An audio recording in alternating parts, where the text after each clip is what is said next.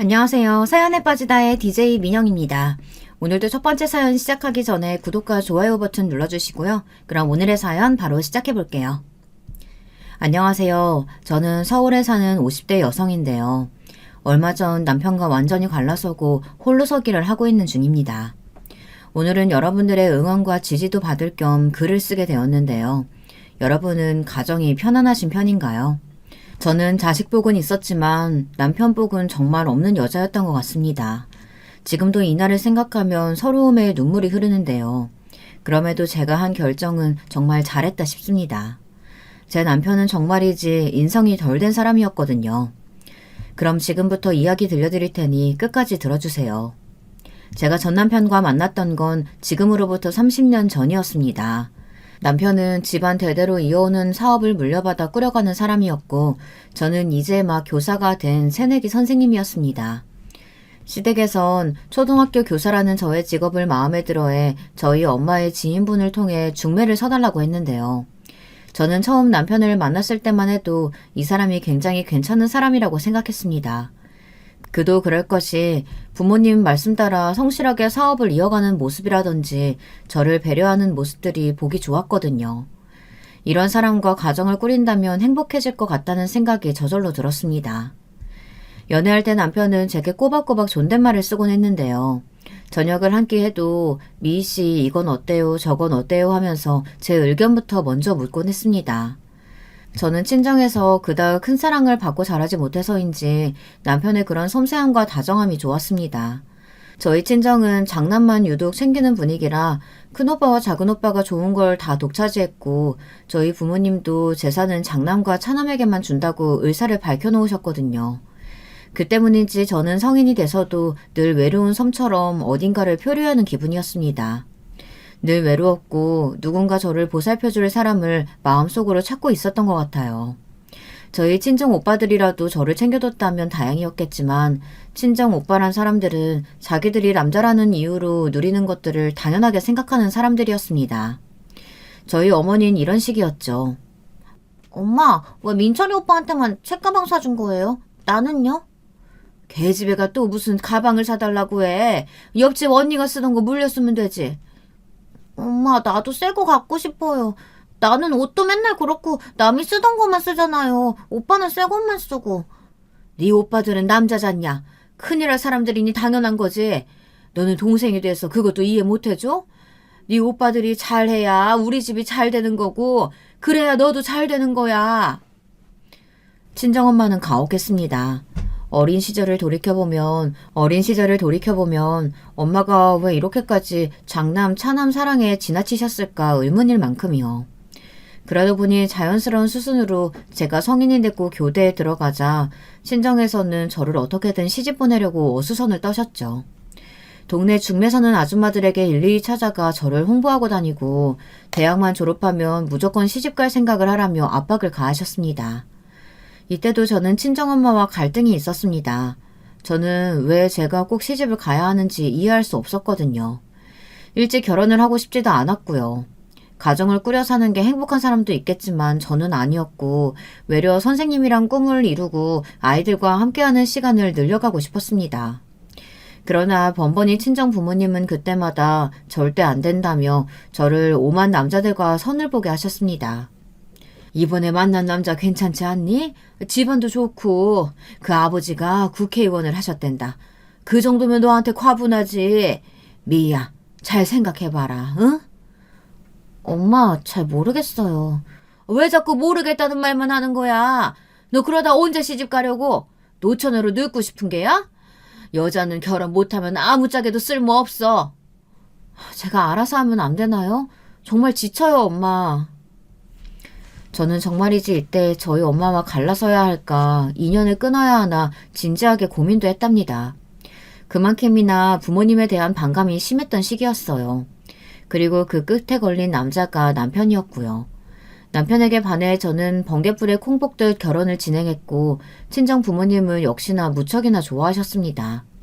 남편의 집안이 일단 돈이 많은 집안이었고 시부모님 두 분 다 안정적인 노후가 보장된 데다 남편에게 딸린 여동생들, 저의 시누이들도 좋은 대학을 나온 나름 엘리트들이었거든요. 부모님은 제가 너무 과분한 곳에 시집간다며 박수를 짝짝 치셨죠. 하지만 반면 저는 시집을 간 직후부터 고생살이가 시작되었고요. 저희 때 시집살이를 그닥 겪지 않고 결혼생활 하신 분들도 있다고 하는데 저는 아니었습니다. 온화하게만 보였던 시부모님이 일단 시집을 가고 제가 큰며느리가 되니 대우가 달라졌습니다. 시부모님은 제가 임신을 하자 이제 일을 완전히 그만두고 남편 내조에 전념하라고 하시더라고요. 여기서부터 갈등이 시작이었습니다. 저는 교사 일을 사랑했고 아이를 어느 정도 키우고 난 후 복귀를 할 생각이었어요. 하지만 시부모님은 이를 전혀 존중해주지 않았습니다. 그러면서 의견이랍시고 저를 설득하시는데 굉장히 상처가 되었습니다. 제가 계속 일을 할 의사가 보이자 그깟 교사 일이 뭐라고 밖에 나가야 하냐고 하더군요. 어머님, 아버님, 아시겠지만 저도 많이 생각한 거예요. 저는 이 일을 꼭 하고 싶어요. 아이 낳고 어느 정도 키우면 다시 나가서 일하고 싶어요. 이 사람 내조하는 것도 중요하지만 일하면서 남편 내조도 잘 할 수 있어요. 아이고, 너는 대학도 나온 애가 왜 이렇게 덜 떨어진 소리라니? 네가 어떻게 일하면서 남편 내조를 한다는 거야? 말도 안 되는 소리 좀 하지 말아라. 그리고 그깟 가르치는 일이 뭐라고? 넌 그냥 집에서 조신하게 살림만 하면 되지. 나대지 말고 집에 있으라면 있어. 당신 적당히 하지 그래? 며느리 의견도 중요하지. 왜 이렇게 안대복달하는 거야? 당신이야말로 그만해요. 안 되는 건 안 되는 거예요. 여기서 편이 갈렸는데요. 그나마 시아버지는 정하고 싶으면 천천히 생각해보자라고 하셨지만 시어머니는 단호한 태도였습니다. 절대 안 된다며 임신 한후부터 여자는 집에만 들어앉아 있어야 한다는 말을 계속 반복적으로 하시더라고요. 이 말에 환멸이 느껴질 만큼 징글징글하게 계속 똑같은 말씀을 저를 앉혀놓고 하시는데 여기서 남편의 반응도 상당히 실망스러웠습니다. 남편은 그 어떤 입장도 내비추지 않고 그냥 가만히 있더라고요. 분명 결혼 전 남편은 제가 아이를 낳고 나서도 제가 원한다면 일을 할 수 있게 해주겠다고 약속했는데 말입니다. 그 때문에 그날 시댁에서 돌아오자마자 남편에게 따져 물었습니다. 왜 약속을 지키지 않느냐고요. 그러자 남편은 시큰둥한 목소리로 그러더군요. 아니, 당신은 그럼 그 말을 곧대로 믿었던 거야? 그건 그냥 당신이랑 결혼하려고 한 말이지. 솔직히 말해서 우리 어머니 말이 뭐 틀린 게 있어. 그냥 어머니 말에 따라줘. 그래야 갈등도 안 생기고 분란도 없어. 뭐야? 아니, 당신 그런 법이 어딨어.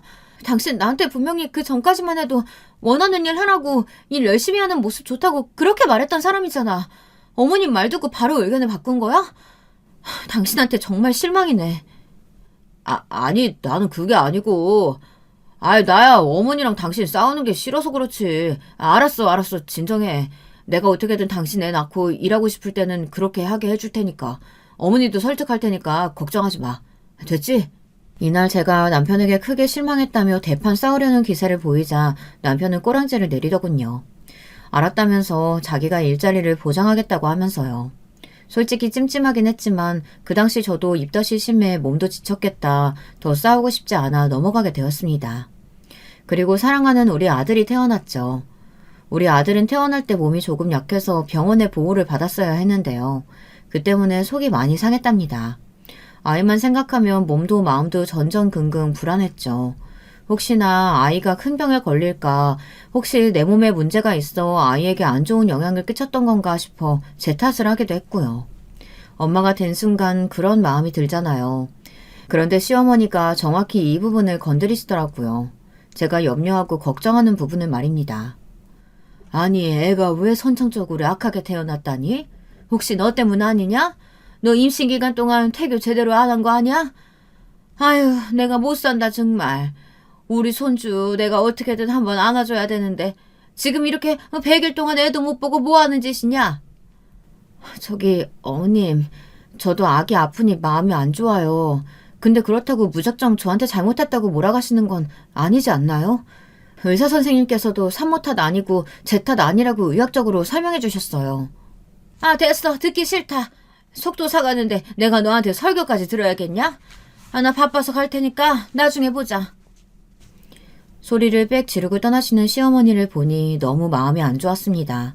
속상하고 섭섭했습니다. 출산했다고 고생했다는 말 한마디 없이 저런 말만 하고 나가시는 시어머니라니 이게 말로만 듣던 고부 갈등이고 미운 시어머니구나 이런 생각이 들더군요. 남편은 시어머니가 떠나고 나서야 저에게 와서 괜찮냐고 더듬더듬 물었는데 저는 그런 남편도 밉더군요. 시어머니가 절 앞에 두고 훈계할 땐 늘 가만히 입을 다물고 있다가 떠날 때가 되었어야 괜찮냐고 물어봐주니 얼마나 얄밉겠어요. 제가 아무 말도 않고 고개를 딱 돌리자 그제야 나름대로 애교를 부리며 미안하다 어쩐다 하는데 듣기도 싫었습니다. 그런데 그때 저희 친정엄마가 방문을 하셨어요. 앞전에 말씀드렸다시피 저는 친정엄마와 결혼 전까지도 사이가 좋지 않았습니다. 엄마는 언제나 오빠들 우선이었고 저는 뒷전이었으니까요. 전 엄마에게 그저 미운 오리 새끼라고 생각했거든요. 그런데 친정엄마가 출산 후 힘들어하는 저를 보고 너무너무 걱정을 해주시더라고요. 옆에서 산후조리도 직접 다 해주셨고요. 그러면서 저에게 아기가 아픈 건 제 탓이 아니니 절대 자책하지 말라는 말씀을 하시는데 저도 모르게 눈물이 뚝 떨어졌습니다. 시어머니에게 그런 소리도 들었겠다 잔뜩 마음이 상해 있었는데 엄마의 그 말 한마디를 듣는 순간 눈물이 확 쏟아졌어요. 친정 엄마는 조용히 그런 저를 안아주셨습니다. 그래, 네 마음이 얼마나 힘들었겠니. 아기도 제대로 안아보지 못하고 나도 엄마니까 이해할 수 있어. 우리 딸 마음껏 울어도 돼. 울어도 괜찮아. 눈치 보지 말고 울어. 울어야 풀려. 그러면서 엄마는 제게 시어머니 흉도 살짝 보셨습니다. 친정엄마가 시어머니의 성격을 짐작하셨나 봐요. 저에게 보아하니 사부인도 만만한 성격 아니던데 엄마는 네가 걱정된다 라고 하시더라고요. 아마 엄마는 상견례 날이라든지 명절날 제가 시댁에만 갔다 오면 파김치가 되어 오는 걸 보고 짐작을 하셨던 것 같아요. 엄마 괜찮아. 어머님이 나한테 뭐라고 안 해. 아니야. 엄마 다 알고 있어. 괜찮아. 엄마한테는 솔직하게 말해도 돼. 괜히 엄마의 마음까지 심란하게 만들고 싶지 않아 거짓말을 했지만 엄마는 저리 말씀하셨습니다. 엄마는 자신도 시집살이를 많이 해서 시댁 눈치를 많이 보고 살았다며 지금껏 제가 몰랐던 사실들을 말하더라고요. 내게 말 안 했지만 사실 엄마도 많이 힘들었어. 네 아버지가 효자잖니. 나한테 효부 며느리 노릇하라고 강요하는데 정말 너무 스트레스 심해서 머리털이 수천 개가 빠질 것 같더라. 시어머니 앞에만 가도 벌벌 몸이 떨리고 엄마 시대랑은 다르겠지만 너도 아마 고생할 거야. 그럴 때 엄마한테 와. 알았지? 제가 힘들 때 오빠들도 아버지도 저에게 큰 관심을 두지 않았건만 친정엄마가 나서서 이때 저를 따뜻하게 보살펴주고 챙겨주신 것이 저에겐 참 남다른 일이었습니다. 드디어 아이를 집에 데려와 보육할 수 있게 되었을 때도 그 누구도 제 육아를 도와주지 않았지만 엄마만이 1시간 거리를 달려오셔 아이를 돌봐주셨어요. 엄마는 아기를 무척 이뻐하셨는데요. 아기를 보면 저 어릴 때가 생각난다고 하더라고요. 저희 아기가 순하고 잘 울지 않는 성격이었는데 엄마는 그런 아이를 애틋하게 바라보시며 너도 이렇게 이쁘고 사랑스러웠다라는 말을 넌지시 하셨습니다. 그리고 동시에 저도 마음이 울컥울컥 올라오더라고요. 늘 오빠들 뒤에 세워서 저를 자식으로 생각도 하지 않으실 것 같았던 분이 제 어린 시절을 빼곡히 기억하고 있는 모습이 너무나 인상적이었습니다. 그러던 어느 날 제가 육아를 하다 심한 감기에 걸렸는데요. 웬만한 감기 정도가 아니라 몸살이 심했습니다. 오한이 오고 계속 기침이 나서 아기도 옆에 둘 수 없어 친정에 맡겨야 했어요. 남편은 제가 아프던 말던 신경도 안 썼고요. 제가 아침을 못 차리겠다고 하니까 짜증만 내더군요. 당신은 하여간 왜 아파서? 아이 가지가지 하네. 지금 일도 바쁜데. 그냥 나가서 먹을게. 그러니까 무리하지 말고 집에 있으라니까. 밖에 왜 애랑 싸돌아다녀서 감기에 걸려. 짜증나네. 여러분들이라면 어떨 것 같으신가요? 전 너무 속상했습니다. 이 말을 듣자마자 아픈 것도 있고 남편에게 소리를 꽥 질렀습니다. 당신은 어떻게 그런 말을 하니? 당신이 조그만 육아를 도와줬어도 내가 아플 일도 힘들 일도 없었잖아. 당신이 집안일 하나라도 도와준 적 있어? 집안일이든 육아든 단 하나도 신경 쓰지 않으니까 나만 힘들고 아픈 거잖아. 거기다 당신 어머니는 어떻고. 당신 어머니 오늘도 나한테 전화해서 당신한테 감기 옮기지 말라고 신신당부하시더라. 이쯤 되면 전 남편이 사과를 할 줄 알았어요. 근데 남편은 오히려 당당한 태도로 나오더라고요. 남편은 자기 엄마 말엔 틀린 구석이 없다는 입장이었고 왜 자신이 일하는 것도 힘들어 죽겠는데 아이까지 돌봐야 하냐고 몰아붙였습니다. 야, 나도 힘들어. 그럼 네가 나가서 돈을 벌든가. 돈 안 버는 사람이 집에서 집안일하고 애 키우는 건 당연하지. 왜 너 혼자만 징징대냐? 다른 여자들은 아무 말 없이 다 잘한다는데. 하여튼 너는 제대로 하는 게 없다 없어. 내가 결혼을 잘못해도 한참 잘못했다. 뭐야? 그 순간 열이 솟더라고요. 그 전날까지만 해도 저는 시어머니 부탁으로 대신 시댁장을 봐주고 그 집에 먹을거리를 갖다주고 오느라 무척 힘들었거든요. 근데 남편은 그런 사정도 모르면서 멋대로 짓거리는 겁니다. 결국 제 입에서 이혼하자라는 극단적인 말까지 나왔고 남편도 남편대로 그러자며 씩씩대더니 나갔어요. 저는 이어 너무 가슴이 아파 엄마에게 전화를 걸어 제 사정을 토로했습니다. 믿을 만한 구석이 엄마밖에 없었거든요. 그러자 잠시 후 초인종 소리가 들렸어요. 알고 보니 엄마가 아기를 도우미 아주머니에게 부탁하고 제 곁으로 오신 겁니다. 엄마는 남편에게 전화를 걸어 잔뜩 혼을 내시더니 저를 꼭 안아주시더라고요. 그러고선 죽이며 모며 끓여오신 것들을 입에 넣어주시고 약까지 챙겨 먹여주시더군요. 엄마의 따뜻한 손길에 괜스레 눈물이 줄줄 흘렀습니다. 엄마, 나는 엄마가 지금까지 날 매일 그냥 오빠들 뒤에 세워서 별로 자식으로 생각하지도 않는 줄 알았어. 너는 무슨 그런 말을 하니? 나한텐 네가 최고의 자식이었어. 네 아버지 눈치 보느라 네 오빠들을 먼저 챙겼던 것뿐이지. 물론 네 오빠들이 소중하지 않다는 건 아니야. 걔들도 내 자식이지만 너는 엄마의 분신 같은 존재였어. 내가 제일 사랑하는 딸이었어. 사실 엄마도 네가 엄마한테 자꾸 시집가란 소리나 듣고 그러니까 날 싫어하고 원망한다는 건 알고 있었어. 그래도 우리 딸 오해는 하지 말아라. 알았지? 엄마가 가장 널 사랑한다는 거 알고 있어야 돼. 그때 정말 원없이 엉엉 울었던 것 같습니다. 엄마로부터 들은 예기치 못한 사과며 사랑한다는 말은 너무너무 힘이 되더라고요. 사람을 살리고 죽이는 게 말의 힘이라던데 저한테 그 힘이 생긴 것 같았습니다. 엄마의 보살핌을 받아 어찌되었건 저는 빠르게 감기가 나았고 우울증에서도 빠져나올 수 있었습니다. 남편은 그 후 저희 친정에 불려가 크게 혼이 났습니다. 엄마가 남편의 회사 앞까지 찾아갔다고 하더군요. 그리고 차를 타고 함께 집까지 가선 한바탕 난리를 치셨다고 합니다. 어떻게 된 일인진 모르겠지만 당시 그 집에 있던 친정 오빠들의 말을 들어보면 엄마의 기세가 대단했던 것 같았습니다. 나는 우리 엄마가 이 정도로 성질 있는 사람인 줄 몰랐어.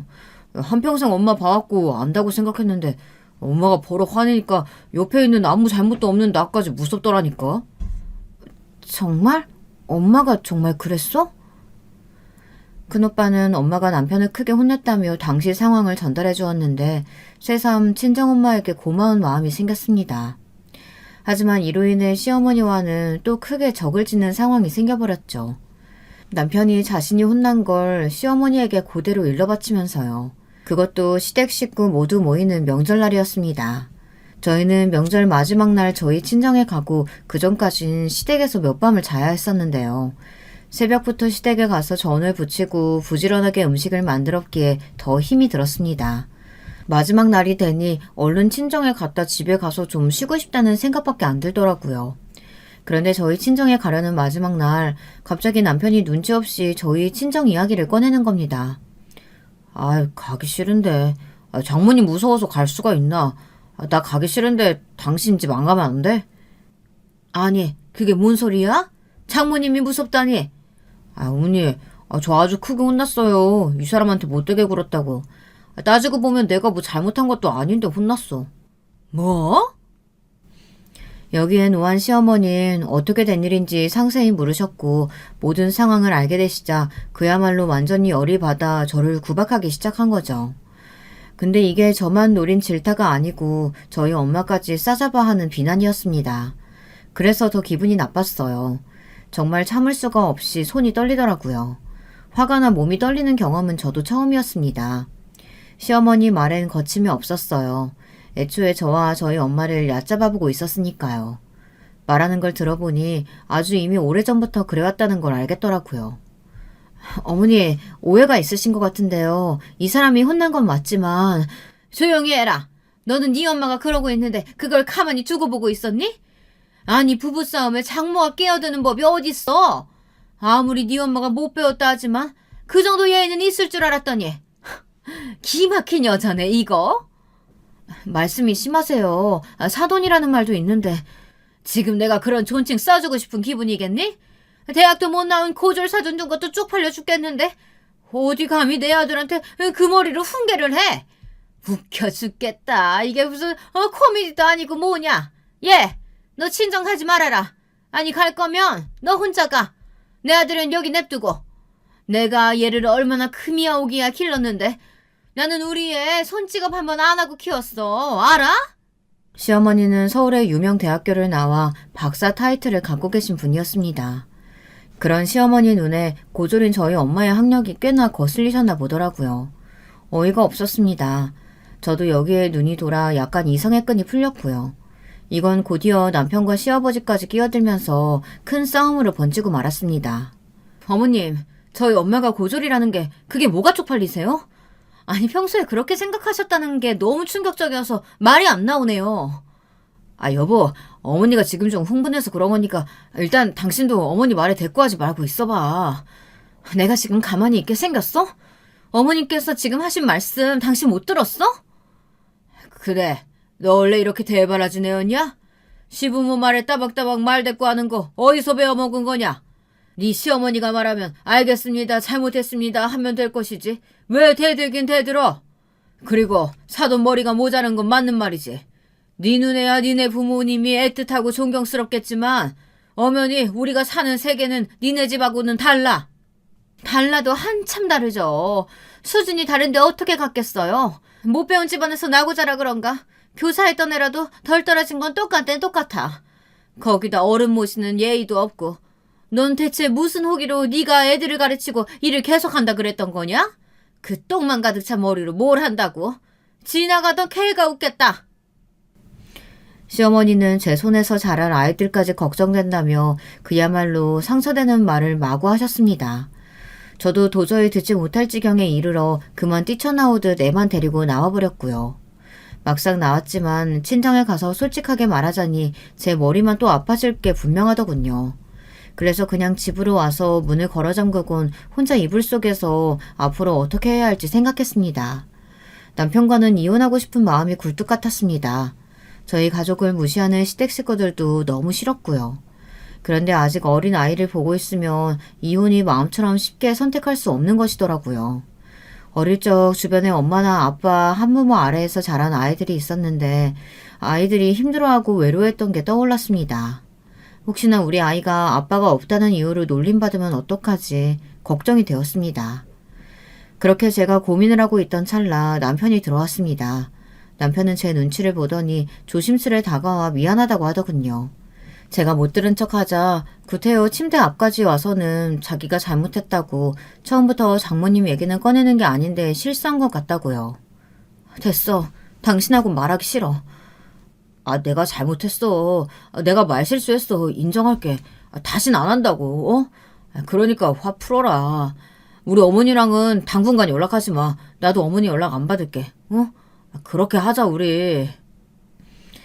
남편은 제가 쳐다보든 말든 계속 그 자리에서 사과를 했고 저를 한참을 생각했습니다.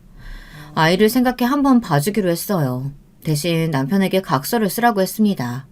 우리 가정을 무조건 우선순위로 두고 혹여나 시댁이 오늘처럼 이런 식으로 비열하게 저희 엄마 흠을 잡으면 다시는 시댁에 가지 않겠다는 각서요. 명절이든 생신이든 안 가겠다고 하자 남편은 망설이더니 알겠다며 재빠르게 종이와 펜을 가져왔습니다. 그리고 각서를 다 쓰고 난 후 반드시 지키겠다고 결의에 찬 눈빛으로 말하더라고요. 그래, 한 번만 믿을게. 딱 한 번만. 마지막이야 이게. 응, 알았어. 나만 믿으라니까. 나 권태식이야. 나 믿어. 이제부터 가족은 너랑 우리 아들이 우선이야. 남편이 각서를 쓰고 난 후엔 저도 조금 안심했던 것 같아요. 왜냐면 남편이 그 후 집에도 잘 들어오고 아이도 돌봐주고 주말엔 꼬박꼬박 집안일도 도와줬거든요. 그런 변화들이 반갑기도 했고요. 육아를 하다 보면 남편의 도움이 정말 간절한데 그제야 남편이 조금씩이라도 일을 도와주니 다행이었습니다. 친정엄마가 가끔 감시 차원에서 전화를 하시곤 했는데 그때마다 남편이 도와준다고 하니 엄마도 마음을 놓으셨죠. 아무쪼록 그런 식으로 우리 아들이 초등학교에 들어갈 때까진 가정의 평화가 이어졌습니다. 시댁에선 여전히 저를 무시하고 틈을 잡아 구박하려 드셨지만 저와 남편이 지방으로 이사가면선 만나는 횟수가 적어져 그 정도는 충분히 참을 수 있었어요. 그리고 이때 저의 든든한 지원군이 되어줬던 시누이 덕분에 시댁을 대하는 게 훨씬 편해졌는데요. 시누이는 원래 외국에 살았기 때문에 명절날에도 잘 마주칠 일이 없었습니다. 그러다 그 시기 시누이가 결혼을 하면서 한국으로 완전히 들어오게 되었고 저와도 유대관계가 돈독해졌죠. 시어머니가 저를 잡들이 하려고 하면 시누이가 나서 그러지 말라고 소리를 버럭 치더라고요. 엄마, 세연이한테 왜 그러는 거야? 요즘 시어머니들 옛날 같으면 안 돼. 엄마 며느리 도망가게 하려고 작정했어? 거참 성질 좀 죽이라니까. 세연이 같은 사람이 어디 있다 그래. 아니, 난 그게 아니고. 시누이가 시어머니를 혼냈댄 시어머니마저 말을 잊지 못하셨습니다. 카리스마랄까요? 시누이에겐 사람을 압도하는 카리스마가 있었는데요. 또 워낙 옛날부터 집안에서 시누이 말이라면 그냥 인정해주고 존중해주는 분위기가 있었다고 하더라고요. 저희 친정집과는 이 점이 달랐죠. 시누이는 외국 생활을 오래 해서 자기는 이런 시집살이를 전혀 이해하지 못한다며 행여나 자기 엄마가 행패를 부리면 꼭 이르라고 말해주기도 했습니다. 전 시어머니를 은근하게 달래가기도 하면서 제 편을 들어주는 아가씨가 무척 고마웠습니다. 저보다 나이는 어리지만 더 성숙해 보이고 더 강해 보이는 부분이 멋져 보이기도 했고요. 시누이가 한국에 들어오고 나서 그렇게 시어머니를 막아주니 저도 명절 때 전보다 훨씬 덜 스트레스를 받았죠. 그리고 어떤 날엔 시누이와 따로 만나 수다를 떨기도 했는데요. 이때 시누이가 참 자매 같다는 느낌도 받았어요. 시누이와 돈독해질수록 명절날 스트레스와 피로가 사라지고 시누이를 만난다는 생각에 외려 설레는 마음도 생기더군요. 물론 시어머니는 이를 무척 싫어하셨지만요. 네가 불려우야. 아주 내 딸까지 홀려서 네 편으로 만들어가지고 좋니? 내 딸이 순진해서 그러지. 아유. 어머님, 제가 무슨 여우예요. 전 그냥 아가씨랑 친한 것뿐이에요. 어머님은 제가 아가씨랑 친하게 마음에 들지 않으세요? 뭐라고? 아가씨랑 저 서로 도우면서 잘 지내고 있어요. 그러니 제가 얄밉더라도 말씀 삼가해 주세요. 시누이가 한국에 들어와 교수 생활을 하고 있는 동안 적응하는 걸 힘들어하던 시기가 있었는데요. 제가 시누이를 정신적으로 많이 응원하고 지지해 주었거든요. 이걸 시어머니도 알아서인지 더 이상 저에게 나쁜 말은 못하시더라고요. 허나 좋은 날은 금방 가버렸습니다. 원래 나쁜 일은 한 번에 들어온다고 하잖아요. 생각지 못한 틈으로 삶이 무너지기 시작한 일들이 들어오기 시작하더라고요. 먼저 저희 남편 사업이 무너지기 시작했습니다. 시아버지의 사업을 이어받아 하고 있었던 남편이 어느 날부터 표정이 안 좋아지더군요. 알고 보니 해외 시장을 타겟으로 하고 있던 남편 사업이 경쟁사가 우후죽순으로 생기며 타격을 크게 입은 겁니다. 남편은 어떻게든 수습하기 위해 이곳저곳 뛰어다니기 바빴고요. 그러다 더 이상 회복이 불가능한 지점에 이르자 남편은 시댁에게도 돈을 빌렸고 저희 집도 작은 집으로 이사를 가게 되었습니다. 시어머니는 일을 두고 저를 불러다 남편 기죽이지 말라며 한창 설교를 하셨죠. 제가 혹여나 그럴까 걱정이 되셨나 봅니다. 한 귀를 듣고 한 귀로 흘리는 마음으로 설교를 들은 후 저는 저대로 생계 전선에 나가야 했습니다. 근데 여기서 더 비극적인 일이 있었으니 우리 엄마와 관련된 일이었어요. 제가 일을 하고 있을 적 큰오빠에게 전화가 왔는데요. 큰오빠가 심각한 목소리로 집에서 가족회의를 하자고 하더라고요. 한 번도 회의며 뭐며 한 적도 없었는데 무슨 일인가 싶어 찾아갔더니 엄마와 아버지 모두 하나같이 표정이 좋지 않았어요. 그리고 들은 소식은 저희 엄마가 치매에 걸렸다는 것이었습니다. 엄마의 나이가 젊진 않았고 언젠가 치매에 걸릴 수 있을 거란 가능성은 생각해두고 있었지만 막상 들으니 실감이 나지 않더라고요. 정말이야? 아니 엄마 진짜 엄마가 치매야? 그래. 우리가 검사받고 확인하고 왔어. 네 엄마가 글쎄 자꾸 집에 오는 길을 못 찾고 비밀번호도 물은 걸 계속 묻고 그러길래 영 이상해서. 그래서 검사받고 오라고 했지. 너도 알지만 네 엄마 기억력하는 기똥차게 좋지 않냐. 그런 사람이 자꾸 물어보니 이상했지. 아니길 바랬는데 치매라고 한다더라. 여기서 아버지의 말이 끝나자마자 제가 씨름에 잠길 틈도 없이 오빠 2명이 번갈아가며 그러더군요. 나는 엄마 못 모셔. 가정이 있으니까. 우리 와이프는 지금도 일단일이나 힘들어해. 나도 형이랑 마찬가지야. 사실 신세는 내가 더 했지. 가게에 돈 안 벌려 죽겠는데 어떻게 엄마를 모셔? 아버지가 조금만 맡아주세요. 그리고 엄마 심해지면 그 다음엔 저희가 돌보든지 할게요. 오빠 2명이 곧바로 발을 빼는 모습에 전 실망감이 들었습니다. 엄마가 어린 시절 어떤 마음으로 오빠 2명을 길렀는지 그 모습을 낱낱이 봐왔기 때문에 더 그런 것 같았습니다. 친정엄마는 오빠들에게 정말 지극정성으로 잘하셨고 오빠들이 뭘 해달라고 했을 때 자기가 나가서 일을 하더라도 들어주고 싶어 했어요. 그런 오빠들이 못 모신다고 하자 친정엄마의 얼굴이 급격히 어두워지는 게 보였습니다. 그 모습을 보자 저도 모르게 언성이 높아지더라고요. 여기에 오빠들도 질세라 싸워댔습니다. 오빠들, 아니 모시고 안 모시고를 떠나 지금 그게 할 말이야? 엄마가 아프시다는데 그런 이야기는 하나도 없고 왜 발부터 빼려 하는데. 오빠들이 안 모시면 나라도 모셔. 그러니까 걱정하지 마. 아빠도 지금 힘드시잖아요. 허리 때문에 잘 일어나지도 못하시는데 제가 남편이랑 상의해 볼게요. 우리가 언제 발을 빼? 야, 너 말 이상하게 한다. 너만 착한 효녀노릇 하고 싶은 줄 알아? 나도 하고 싶은데 상황이 여의치 않은 걸 어쩌냐? 그러니까 형 말처럼 너만 착한 자식인 척하지 마라. 우리라고 뭐 엄마를 안 모시고 싶겠냐? 아니다. 싸우지들 말어. 난 괜찮아. 나 지금 심하지 않고 약 먹으면 몇 년은 끄떡없다고 해. 자식들한테 밑뺏기질 생각 없고 힘들면 알아서 시설 들어갈 테니 니들은 신경 쓸 거 없어. 엄마 정말 괜찮아. 친정엄마는 어떻게든 상황을 수습하려 하셨지만 저는 엄마가 한껏 위축되어 오빠들과 저를 말리는 모습이 가슴 아팠습니다. 엄마는 이미 오빠들에게 엄청난 희생을 하시었고 그렇게 기른 자식들인데 그 자식들이 커서 치매 걸린 부모에게 한다는 말이라곤 못 모신다는 말이니 가슴이 미어지더라고요. 여러분들은 어떻게 생각하시나요? 저는 친정엄마의 눈을 차마 마주칠 수 없어 그날 바로 집으로 와선 남편과 상의했습니다. 남편은 역시나 반대를 외쳤어요. 자기는 지금 사업도 바쁘다, 뭐도 해야 한다, 불편하다 등등 핑계에 가까운 말만 주렁주렁 늘어놓더라고요. 솔직히 제가 시댁에 했던 것에 반의 반이라도 남편이 했었다면 서운함이 없었을 겁니다. 그런데 명절날 빼꼼, 생신날 빼꼼, 저희 친정에 와서도 핸드폰을 보거나 PC방이나 갔던 사람이 저러니 너무 얄밉더라고요. 1년만이라도 그 정도도 안 돼? 엄마한테 해준 게 너무 없어 그래. 엄마는 나 산후조리며 애 키우는 거며 내가 힘들 때 번번이 도와줬는데 오빠들도 못 모신다고 아버지는 허리 많이 아프셔. 아니 장인어른 허리가 뭐 얼마나 아프다 그래. 저번에 보니까 잘 움직이시더만.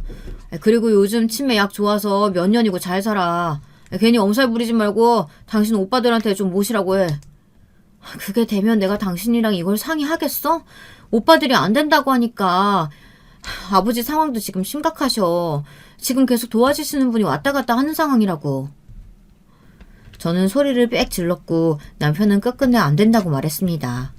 거기다 이 소식을 들은 시댁에서마저 겉으로는 안타깝다, 걱정된다라고 말은 했지만 남편에게 무슨 말을 들은 건지 이런 경고를 하시더군요. 나도 뭐 같이 늙는 입장에서 사부인 소식 들으니 안타깝긴 하지만은 그래도 우리 아들을 거기 끼워 넣을 생각은 하지 마라. 아무래도 지금 사업 때문에 바쁘고 힘든 애야. 요즘 못 먹어서 삐쩍 마른 걸 보니 아휴 내가 마음이 다 쓰리더라. 걔는 지금 자기 앞가림 하는 것도 힘든 애야. 아무튼 네 엄마 챙겨드리는 것도 중하지만 남편도 잘 챙겨줘야 한다. 저는 여기서 어떻게 해야 할까 고민하다 어쩔 수 없이 집을 이사해 친정 근처로 가고 거기서 엄마를 보살펴 드리기로 결론을 내렸습니다. 엄마는 남편 눈치가 보였는지 시설에 들어가시겠다고 했지만요. 남편은 이사 가는 것도 구태여 그렇게까지 해야 하느냐며 툴툴거렸죠. 저는 열이 받아 남편에게 지금까지 제가 시댁에서 한 일들을 줄줄 읊을까 하다가 말았어요. 대신 이런 말을 했죠. 엄마에게 재산이 많다고요. 이 말에 남편은 바로 눈을 번뜩였습니다. 뭐? 장모님한테 재산이 많아? 아니, 당신 왜 그 말을 안 했어? 말하면 뭐가 달라졌을 거라고. 아니, 그게 아니라 미리 말이라도 해주지. 그걸 왜 당신 혼자 알고 있었냔 말이지. 엄마가 아는 친구분 따라서 투자했는데 그게 잘 됐나 봐. 그래서 재산을 꽤 많이 불려놓으셨대. 그거 나한테 어느 정도 주신다고 했고. 남편은 그럼 무조건 잘 모시자면서 이사 후 저희 친정집을 뺀질나게 들락거렸습니다. 정말 속물 중에 속물이었죠. 엄마에게 재산이 많단 말을 들으니 뭐라도 자기에게 떨어질 거라고 생각했나 봐요. 그때 남편에 대한 근본적인 회의감이 많이 들었던 것 같아요. 오죽하면 제 아들도 자기 아버지의 저런 행태가 마음에 들지 않는다고 말하더라고요. 아빠 평소에 할머니한테 전화도 한 번 안 하지 않았어? 갑자기 왜 저러는 거야? 설마 할머니 돈 때문에 그러는 거야? 아니야, 그런 거. 너는 신경 쓰지 마. 이미 저희 아들은 제 아버지를 잘 알고 있었어요. 돈에 움직이는 인물이라는 것을요. 그래서 남편이 저렇게 태도가 바뀌어 처가댁을 드나들기 시작했을 때 무언가 다른 게 연루되어 있다는 점을 눈치챈 거죠. 아들이 학교에 다닐 때도 뭐 별로 관심조차 주지 않았던 아버지니 저희 아들은 남편을 은근히 속으로 원망하고 싫어하고 있었습니다. 특히 저 혼자 시집살이며 자신을 힘들게 키웠다는 걸 알고 나서부턴 남편에 대한 반감이 심해지더라고요. 저희 엄마가 아프게 되고 나서 할머니를 잘 따르고 좋아했던 아들은 진심으로 걱정하며 엄마를 돌보곤 했는데요. 친정엄마는 간혹 정신이 들었을 때 보물 같은 손주라며 고마워하곤 했습니다. 그런데 문제는 저희 엄마의 상태가 빠르게 악화되어 간다는 것이었습니다. 치매 약이 좋다고들 해서 엄마 역시 최대한 느리게 병세가 퍼져나가길 바랬는데 운명이 왜 이리 야속한지 엄마는 2년이 지나가고 나자 급격히 무너지기 시작했습니다. 자신이 이름도 잊고 아버지도 못 알아보시고 나중에는 제 얼굴도 못 알아보며 누구냐 묻는데 정말 눈물이 나더군요. 우리 엄마는 강한 사람이니 치매라 할지라도 괜찮을 거라고 굳게 믿었나 봐요. 제가 그리 믿고 싶었나 봐요. 미련한 욕심이었죠. 결국 운명이 엄마를 데리고 가버렸습니다. 엄마는 파도에 휩쓸리듯 그렇게 중증이 되어 이제는 대소변도 가르지 못하게 되었고요. 그런데 여기서 남편이란 작자는 엄마가 절이 되자 저한테 자꾸 사진을 보내더군요. 자세히 봤더니 요양시설 정보며 관련된 사진이었습니다. 장모님 너무 심각해. 이대로 뒀다간 당신도 너무 힘들어지고. 장모님 더 늦기 전에 전문적인 치료 받게 하자. 당신도 솔직히 힘에 부치는 건 사실이잖아. 아니야, 조금만. 힘들면 당신 아무것도 하지 마. 내가 다 할게.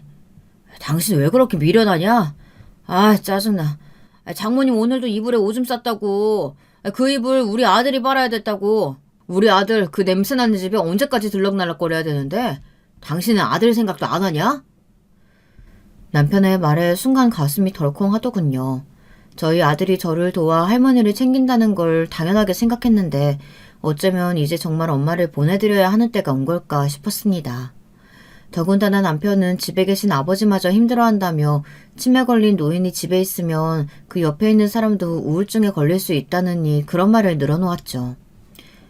정말 이건 내 이기적인 마음인 걸까? 아버지를 생각해서라도 엄마를 이제 요양원에 모셔야 되는 걸까? 참 여러 마음이 들었습니다. 결국 조심스러운 마음으로 아버지에게 따로 가 상의를 했는데 아버지는 동의를 하시더군요. 손주까지 고생하는 게 보기 싫으시다며 전문적인 시설에 보내자고요. 친정 오빠들이야 뭐 말할 것도 없이 찬성을 했고요. 그리고 요양원 입소를 결정한 날부터 저는 엄마와 시간을 많이 보내려고 했어요. 그게 엄마를 위해 제가 할 수 있는 마지막 도리라고 생각했죠.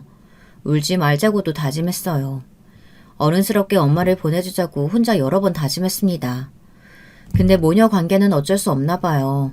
엄마가 요양원에 입소하는 날엔 살이 많이 빠진 엄마의 단추 옷 하나하나를 채워주며 끝내 울음을 참지 못하고 오열하고 말했습니다. 꺽꺽대며 우는 저를 엄만 그저 말없이 쓰다듬어 주시더군요. 괜찮다고 울지 말라고요. 울지 마라, 아가. 그날 저희 엄마가 저에게 아가라고 하셨어요. 엄마가 아가라고 부른 건 아주 어린 시절 제가 국민학교를 다니기도 전이었을 때였습니다. 엄마는 아마 그 시절의 저를 기억하고 계신지 아가라고 부르며 저를 꼭 품에 넣어주시더군요. 저는 그걸로 느낄 수 있었습니다. 엄마가 저를 기억하고 계시다는 것을요. 그렇게 요양보호사 선생님들에게 잘 부탁드린다는 말을 몇 번이나 하고 돌아오는 길 남편에게 전화가 왔습니다. 얼른 집에 들어오라고 하더라고요. 여기서 느낌이 쎄했습니다. 집에 도착하자마자 남편은 눈을 빛내며 제게 와서는 잘 보내드렸냐고 묻더군요. 잘 보내드렸어. 그리고 이어지는 말에 전 제가 잘못 들은 줄 알고 남편을 다시 봤습니다. 아, 그래? 다행이네. 장모님 언제 돌아가실 것 같아? 뭐라고? 장모님 돌아가셔야 우리가 뭐라도 받지. 당신이 그랬잖아. 당신 엄마 재산 많다고. 장모님이 일단 돌아가셔야 장인어른이 뭐라도 좀 처분해 주실 거 아니야. 저번에 장인어른이 그러긴 했거든. 내가 사는 거 힘들다고 하니까 정 힘들면 자기가 도와주겠다고. 이런... 당신이 사람이야? 그 다음 저는 여기에 차마 쓸 수 없는 욕설을 하며 남편의 뺨을 때렸어요. 제가 남편 뺨에 손을 대본 적도 없었는데 자연스럽게 그리 되더라고요. 뺨을 때리고 나선 속에 있는 말이 줄줄 흘러나갔습니다. 근데 여기에 남편의 반응이 더 가관이었습니다. 인간 말종이란 말이 남편이 했던 말과 가장 잘 어울리는 수식어 같네요. 어떻게 우리 엄마 재산 이야기를 할 수가 있어? 우리 엄마가 당신 혼낼 땐 혼내긴 했어도 간장게장이며 당신 좋아하는 반찬 때마다 싸주고 당신 챙겨줬는데 당신은 이렇게 돈 얘기밖에 안 해? 정말 돈이 전부야? 아니 참, 야, 너도 그거 바라고 돌본 거 아니야. 너도 솔직히 돈 때문에 그런 거잖아. 너 네 엄마가 어린 시절 너 차별했다고 억울했잖아. 왜 나만 나쁜 놈 취급하는데? 지도 똑같은 주제. 이제 와서 착한 척 하지 말고 얼른 장인 어른한테 가서 돈 달라고 하자. 나 솔직히 장모님 죽는 날만 기다리고 있었는데 아이 그것도 이제 지겨워. 애 탄다고. 뭐? 똥냄새 더럽게 나는 치매 노인 그거 보고 사는 것도 역겨워 죽는 줄 알았는데 그럼 언제까지 기다려야 되는 건데? 나도 인내심 바닥났다고. 여기서 경악을 했죠. 이걸 아들이 듣고 있는 줄은 몰랐고요. 갑자기 뒤에서 이 모든 이야기를 들은 아들이 남편에게 달려들어 다짜고짜 현관으로 끌고 가더군요. 나가라고 울부짖으면서요. 저도 아들을 따라 엉엉 울었습니다. 말리고 싶지도 않았어요. 남편이 내쫓기고 난 후에도 오랫도록 아들을 껴안고 엉엉 울며 땅을 치고 후회했습니다. 제가 왜 저런 쓰레기 같은 인간과 살았는지 말이죠. 저런 인간과 아이까지 낳고 살았다는 게 혐오스러웠어요. 당시 신우와 아들이 저를 미치지 않게 붙잡아주지 않았더라면 무슨 짓을 했을지 모릅니다. 저는 일단 변호사를 고용해 이혼 소송을 했고 아들의 조언대로 최대한 많은 위자료를 받아내기 위해 법정 싸움을 벌여야 했습니다. 정말 다행이었던 건 법정 싸움에서 유리한 변호사를 선임할 수 있도록 신우가 도와준 겁니다. 신우는 이 모든 이야기를 듣더니 자기 오빠라도 용서할 수 없다며 제 편을 들어준 것이에요. 혈육인이 저를 도운 것에 대해 이해 못하실 수도 있겠지만 신우는 원래부터 남편을 마음에 들어하지 않았어요. 다행히 저는 꽤 많은 위자료를 받고 남편을 드디어 떼어낼 수 있었습니다. 그렇게 남편과 갈라서게 되니 소원 성취한 듯 정말 속이 후련하더라고요. 그리고 여기서 아들이 선언을 함으로써 저는 남편에게 거창할 거 없는 복수까지 할 수 있게 되었습니다. 어느 날 아들이 결연한 얼굴로 남편과 평생 보고 살지 않겠다는 선언을 한 것이죠. 신우이를 제외한 시댁 식구 전부와도요. 엄마, 나는 항상 선택을 해야 된다고 생각했었어. 할머니 두고 그런 말 한 아빠 솔직히 난 이해 못해. 평생 안 보고 살고 싶어. 많이 생각해보고 한 결정인 거야? 아들은 단호했습니다. 처음에는 아들에게 그러지 말라 말릴까 고민도 했지만 이미 성인인 아들의 생각을 제가 고칠 수 없겠더라고요. 전 남편은 아들과 연이 끊기자 모두 제 탓으로 돌렸습니다. 제가 자식 교육을 잘못 시켜 아들이 저런 망나니가 되었다며 힐난했어요. 전 시댁 역시 마찬가지였고요. 웃기죠. 자신이 한 짓은 생각도 안 하고 남부터 원망하는 태세를 보니 너무 한심했습니다. 그대로 말로도 뱉어줬어요. 이보세요. 당신 할 일이나 잘해. 당신이 애한테 관심 가져줬으면 애가 아버지를 척척겠어? 당신이 아버지 노릇 못하니 이렇게 된 거 아니야. 자기가 지은 죄는 하나도 안 보이나 봐. 우리 엄마한테 그딴 말 한 쓰레기는 다신 상종도 하고 싶지 않으니까 꺼져. 전 남편은 씩씩대다 다시 아들의 손에 끌려 쫓겨났습니다. 시어머니 또 소금 한 바가지를 들고 집 앞까지 찾아오시긴 했는데요. 이 역시 제가 당차게 대응하며 해결이 됐어요. 그에 이어 반가운 소식도 들려왔네요. 전 남편의 회사가 완전히 망해 길거리에 나앉을 처지가 되었다고요. 신우를 통해 들었는데 사람도 함께 망가져 인사불성이 되었다고 하니 마냥 기분 좋아할 소식은 아니지만 솔직히 나쁘진 않네요. 저에게 했던지 저희 엄마에게 했던 짓을 생각하면 말입니다. 이후 전 남편은 저를 찾아오기도 했습니다. 전과는 달리 상당히 위축된 동작으로 문을 두드리더니 자길 다시 받아달라고 하더군요. 전 통쾌하게 내질렀고요. 내가 미쳤니? 당신 받아줄게? 이제 기웃거릴 데 없어서 여길 와? 또 쫓겨나기 전에 스스로 나가. 그러자 전 남편은 고개를 힘없이 떨구며 제 발로 자리를 떠났습니다. 입은 옷이나 신발을 보니 정말이지 심각해 보이긴 했네요. 사실은 이 글을 적고 있다가도 아직 요양원에 계신 엄마를 떠올리면 엄마가 보고 싶고 그리운 마음입니다. 친정엄마의 내리사랑을 제가 조금이라도 더 베풀 수 있을 때까지 그때까지만 살아 계셨으면 좋겠습니다. 제 바람은 그뿐입니다. 지금까지 들어주신 분들 모두 감사드리고 새해에 행복한 일이 가득하시길 바랄게요.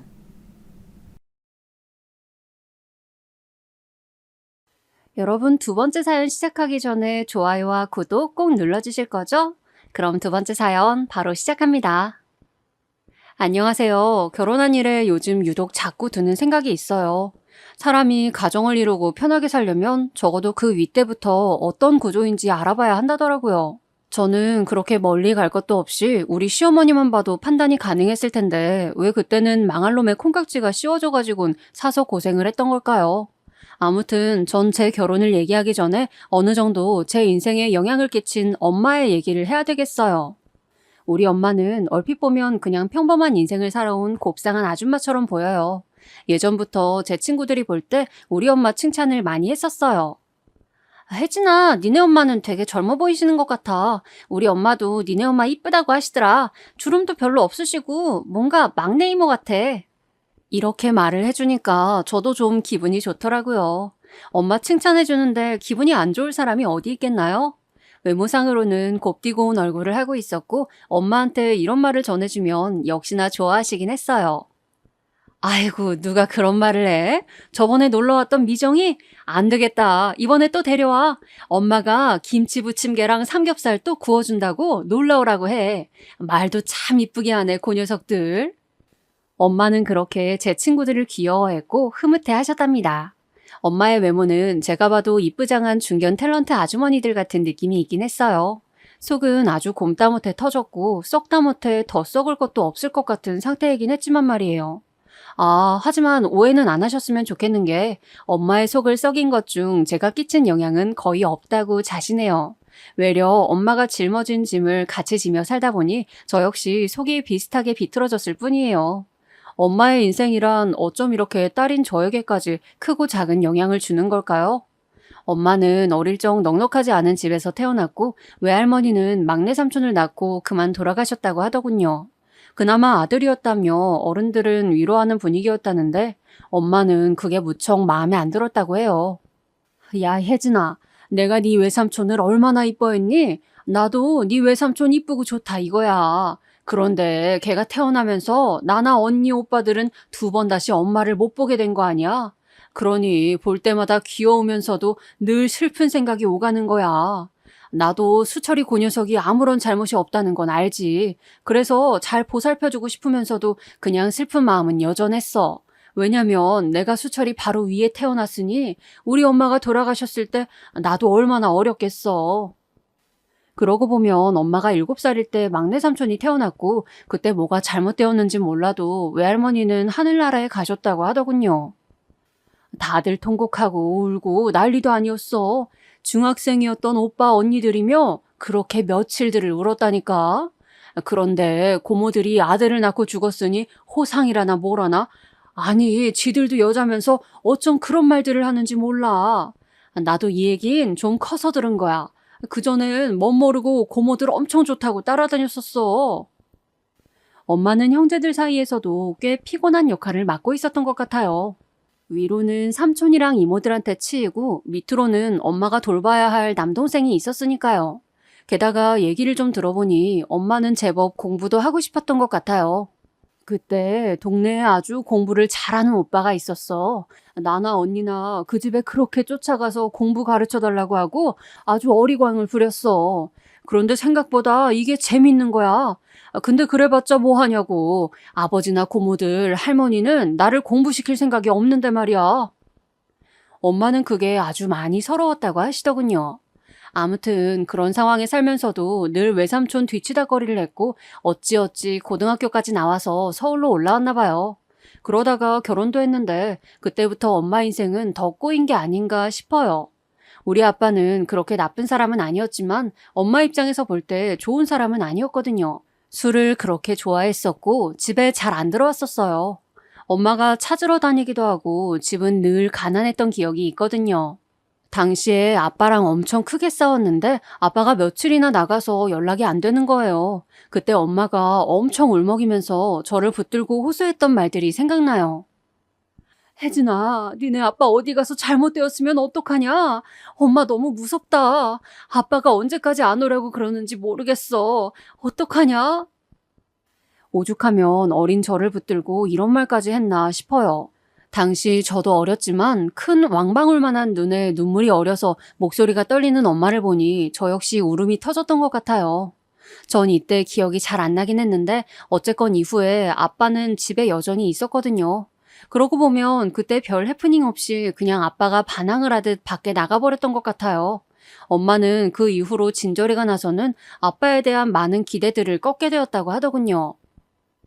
그나마 결혼할 때는 좀 남자처럼 보였었지. 이건 결혼하고 나서 허구한 날 술이나 퍼먹고 다니고 남자 주제에 툭하면 지 엄마한테 일러 바치고 섹시욕을 해대는 거야. 내가 니네 할머니한테 얼마나 성나는 전화를 많이 받았는지 넌 모르지? 하여간 그 집 구석이란 정말. 엄마가 이렇게 말은 하지만 사실 저희는 할머니네랑 그렇게 접점이 없어요. 외려 외가 식구들이 우리 집에 가끔 왔었기 때문에 외삼촌이나 이모 생각은 나는데 친할머니라든지 고모들은 별로 못 봤거든요. 제가 알기론 순전히 엄마 표현을 빌리자면 아빠가 그 집에서 그리 인기가 많지 않은 아들이라서 그랬던 것 같아요. 대부분 제 주변 친구들을 보면 고모들이나 친할머니, 친할아버지를 별로 좋아하지 않더라고요. 이유는 거의 한결같았어요. 야, 당연하지. 고모들 좋아하는 여자애들이 있냐? 우리 엄마한테는 신우이잖아. 엄마하고 싸울 때 얼마나 살벌하게 싸우는데. 나도 커서 보니까 고모들 진짜 싫고 너무 여우 같아. 니네 엄마는 그래도 시댁 자주 안 가셨나 보네. 그럼 그렇게 힘들 거 없지 않아? 이 말대로 이어지기만 하면 참 순탄하긴 할 텐데 아이러니하게도 내 가족이 원수라고 우리 엄마는 외가 쪽 식구들한테 엄청 스트레스를 받았어요. 특히 막내 외삼촌이 보통 사고를 치고 다니신 게 아니거든요. 제가 어릴 때 절 업고 다니기도 하고 용돈도 주시고 좋은 기억들이 있긴 했지만 왠지 모르게 어딘가 하나는 늘 부족해 보이는 삼촌이었어요. 저 역시 점점 머리가 크다 보니 어른인 외삼촌이 점점 작아지는 모습을 보게 되더라고요. 엄마도 그런 삼촌을 안쓰럽게 생각했고요. 근데 삼촌만 그런 게 아니라 엄마 바로 위에 있는 작은 이모는 제가 봐도 너무 화날 정도로 엄마한테 의지하시더라고요. 엄마, 이모는 대체 왜 그러는 거야? 이혼하고 와서 혼자 잘 살 생각을 하셔야지. 왜 자꾸 우리 집 와서 쌀이고 반찬이고 가져가시는 거냐고. 우리도 돈 별로 없잖아. 엄마랑 아빠도 사이 안 좋은 편인데 왜 맨날 저렇게 오시는 거야? 나 너무 불편해. 엄마는 이런 제 반응을 보고 처음엔 좀 서운하셨는지 막 야단을 치시더라고요. 혜진아, 네가 형제가 없어서 잘 모르겠지만 엄마한테는 똑같은 피부치고 소중한 사람들이야. 네가 좀 불편한 건 알겠는데 그렇게 대놓고 싫어하면 어떡하니? 아까 이모 왔을 때도 그렇게 문을 탕탕거리고 닫고 얼굴을 찡그리고 말이야. 이모가 너 보기 불편해서 이제 자기가 안 온다더라. 엄마 정말 너무 속상해. 이렇게 말을 하길래 저도 좀 머쓱했지만 며칠 안 가서 이모와 큰 소리로 전화로 싸우는 내용을 들어보니 고개를 절레절레 젓게 되더라고요. 언니, 네가 진짜 인간이야? 내가 뭐가 그렇게 넉넉한 줄 알고 혜진 아빠랑 혜진이랑 셋이 살고 있는데 그런 돈을 달라고 해. 이혼해서 굶어 죽겠으면 형부한테 다시 연락이라도 해보던가. 언니 발로 싫다고 도망 나와놓고 왜 나한테 그래? 이때 엄마와 이모의 분쟁을 보며 엄마 스스로 싫어져야 저렇게 거리를 두는 것 같아서 한편으론 답답하더라고요. 그래놓고 또 마음이 약해져가지고 음식들을 해가지고 이모네 버스 타고 다녀오는 엄마를 보면 머리가 아파왔어요. 엄마나 이모나 외가 식구들을 포기하길 바라느니 그런 엄마를 제가 포기하는 게 낫겠더군요. 근데 이때는 한창 고등학생이었을 무렵이었고 저도 공부하느라 정신이 없었거든요. 헌데 정말 생각도 안 했던 문제를 직시하게 된 거예요. 이때만큼 저는 평소 안 친했던 아빠의 의견이 절실하게 필요했던 적이 없었어요. 아빠도 나랑 같은 뜻이지? 나 내 방에 다른 사람이랑 같이 못 살아. 이 좁은 집에서 어떻게 애를 또 데리고 와서 사냐고. 아빠가 엄마 좀 말려봐, 어? 아빠는 이때 좀 당황스러워하더니 그냥 머리만 막 쥐어뜯으면서 또 나가버리더라고요. 엄마는 이런 제가 야속하다는 듯 말을 했지만 그 옆에 손잡고 우두커니 서 있는 애를 보니까 너무 화가 나는 거예요. 엄마, 외삼촌한테 이런 큰애가 있었다는 걸 왜 몰랐어? 그리고 그걸 왜 우리가 또 내가 책임을 져야 하는데 나 한창 공부할 때인 거 알잖아. 어떻게 같이 사냐고. 제 말 그대로 엄마는 어디서 초등학교 저학년쯤 된 여자아이를 데리고 왔어요. 그래놓고는 대뜸 하는 말이 너무 어이가 없는 거예요. 저 혜진아, 몇 달만 좀 같이 지내자. 얘 말이야, 외삼촌 딸이래. 어휴, 내가 진짜 자세한 얘기는 나중에 할게. 그래, 이름이 뭐였지? 맞아. 지영이란다. 이제 막 9살이 되었대. 일단은 우리 집에 데리고 있어보자, 어? 이런 말을 갑자기 들은 한창 예민한 10대 여고생들은 보통 다 저처럼 반응을 하지 않겠나요? 갑자기 제 공간을 내어줘야 하는 것도 어이가 없고 얼굴은 시커매서는 잔뜩 울 것 같은 얼굴을 하고 있는 그 여동생이 마음에 들지 않았거든요. 마치 외삼촌을 어쩔 수 없이 떠맡은 엄마 마냥 제가 나이 차이 한창 나는 그 꼬맹이를 돌봐야 하는 거랑 똑같잖아요. 하지만 하룻밤 자고 일어나니 얘도 참 짠했고 외삼촌은 어디로 잠적해버린 건지 연락도 되지 않았어요.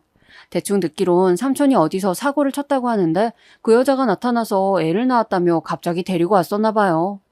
와, 엄마, 무슨 이런 일이 다 있어? 그럼 그 엄마라는 여자가 삼촌한테 애를 맡기고 가버린 거야? 그럼 삼촌은 어디 돈 벌러 통통배라도 타러 간 거면 그나마 납득이 된다.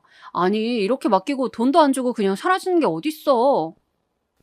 이때 정말 소름이 끼쳤던 건 뭔가 어느새 제 말투 안에도 엄마의 푸념하는 듯한 목소리가 그대로 닮아 있었다는 거예요. 아직 고등학생밖에 안 되었는데도 환경이 이렇게 사람을 만드나 봐요. 전 이런 걸 인식 못하고 있었는데 제 사촌 여동생, 그러니까 외삼촌의 딸내미가 며칠 뒤에 그런 말을 했거든요. 고모랑 혜진이 언니는 말투가 똑같아. 목소리도 비슷하고 누가 무슨 말을 하는 건지 헷갈려. 그때 비로소 이 꼬맹이랑 저도 조금은 말을 트고 경계를 없앴던 것 같아요. 같은 방을 쓰고 침대를 내어주고 옷 갈아입을 때 나가 있어야 하고 이런 것들이 스트레스이긴 했지만 저한텐 원체 형제자매가 없었으니까요. 둘이 나이 차이가 9살이 나다 보니 키 차이도 확실히 났었고요. 우리 동네 학교로 전학시켜서 보냈는데 얘가 나름 귀여운 구석이 있어서 그런지 언제부턴가 언니 하면서 착착 달라붙더라고요. 그렇게 이 녀석이랑 무려 2년이라는 시간을 같이 보냈는데 제가 대학 입학을 하고 중반쯤 되었으려나? 얘와의 시간은 정말 순간적으로 끝이 나버렸어요. 당시 저도 알바하고 하느라 정신이 없긴 했지만 외삼촌이 아닌 저에게 있어 얼굴도 모르는 외숙모랄까? 지영이의 엄마가 나타나서는 얘를 데려가 버렸다는 거예요. 엄마, 아니 연락처 같은 것도 없어? 엄마는 걔네 엄마라고 덜컥 보내면 어떡해. 아직 애기인데. 아유, 삼촌한테 전화 왔었어. 지 엄마가 데리러 올 거라고 말이야. 그간 신세 졌다고 돈 봉투도 얼마 놓고 가더라. 나도 연락처를 물어보려고 했는데 정말 순식간에 데려갔어. 나도 약간은 허전하고 기분이 이상해. 지영이는 진짜 수철이 어릴 때랑 똑 닮았는데 말이야. 이때 이야기가 생각이 나는 이유는 이후로 지금 제가 30대를 훌쩍 넘긴 나이가 되었는데도 만나지 못하고 있기 때문일 거예요. 아무튼 우리 엄마의 이런저런 면을 설명하다 보니 우여곡절이 많았던 사정들까지 다 말하게 되었네요. 엄마는 이만큼 잔정이 많은 사람이고 저도 그에 못지않게 정에 이끌리는 부분을 좀 담게 된 것 같아요. 나중에 결혼을 하겠다고 남자를 고를 때도 그런 부분이 섞여 들어가게 되더라고요. 아무래도 전 좀 우유부단한 편이었으니 칼같이 딱 떨어지는 타입의 남편 성격을 좋아했던 것 같아요. 그리고 우리 남편도 어릴 때 꽤 눈칫밥을 많이 먹고 자란 것 같더라고요. 누나들 틈에서 말이에요. 그걸 보니 또 이놈의 평강공주 심보인지 뭔지 괜히 이 인간들한테 끌리는 거 있죠? 주변에서 누군가가 평강공주 증후군 같은 걸 갖고 있다면 전 도시락을 싸들고 다니면서 말릴 거예요. 너 나처럼 된다고 말이에요. 아무튼 그때는 남편의 말에 엄청 끌렸답니다. 우리 누나들이 대체로 다 성격이 센 편이고 아들은 나 혼자인데 이상하게 참 지내기가 힘들어. 아 참 그렇다고 누나들이나 우리 엄마가 막 시집살이를 하고 그럴 타입들은 아니야. 이건 내가 그냥 편드는 게 아니라 진짜로 사실이 그래. 엄마는 정말이지 자식한테 아주 관심이 없거든. 나뿐 아니라 누나들에게도 말이야. 이 말을 들으니 좀 이상한 거예요. 제 세대치고 자식을 넷이나 낳은 분이 자식들한테 크게 관심이 없다는 게 좀 앞뒤가 안 맞아 보였거든요. 나름 마음고생도 하고 좀 눌려서 지냈다는 남편을 보며 저는 시댁과만 멀리 살면 큰 탈이 없을 줄 알았어요. 그런데 하필 우리 신혼집 가까이에 어머니가 하시는 옷가게가 있었거든요. 그러니 어찌어찌 계속 만나게 될 운명이었던 걸 계산을 못했답니다.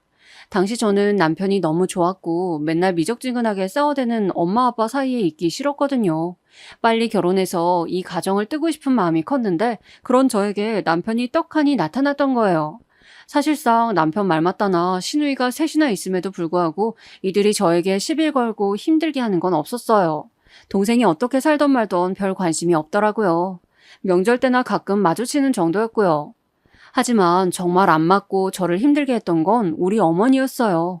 그런 어머니를 보고 엄마는 한눈에 싫어하는 눈치였고요.